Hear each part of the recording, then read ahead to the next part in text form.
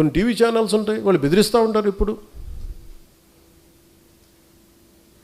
మొన్నేదో civil supplies గురించి ఏదో news వస్తుంటే విచిత్రమైన, ఇందాక చెప్పాను కదా, బయట డోర్ తెరవడు, మనకి లోపల డోర్ తెరుస్తాడని.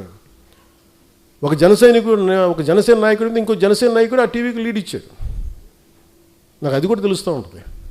ఏం మాట్లాడదాం, సివిల్ సప్లైస్ ఏదో రైస్ ఇట్లా ఉంది, అది ఇదని మాట్లాడితే నాకు ఆశ్చర్యం కలిగింది.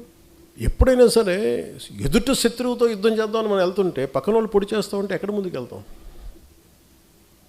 ఒక అడుగు తీసి 10 అడుగులు వేద్దామంటే 2 అడుగులు వెనక్కి లాగేస్తుంటారు మన వాళ్ళే. సో అందుకని ఇంక నేను ఇప్పటిదాకా నేను పార్టీ పగ్గాలు పూర్తిగా ఎందుకు తీసుకోలేదంటే, నాకు అనుభవాలతో రాటు తేలిన సమూహం వచ్చేవరకు నేను వెయిట్ చేద్దాం. పుష్కర కాలం వెయిట్ చేశాను. పుష్కర కాలం తర్వాత మీ అందరికీ అనుభవాలు వచ్చినాయి. ఒక ఐడియాలజీ నమ్మితే దాన్ని ఎక్కడి దాకా పట్టుకురాగలం మీకు చేసి చూపించారు.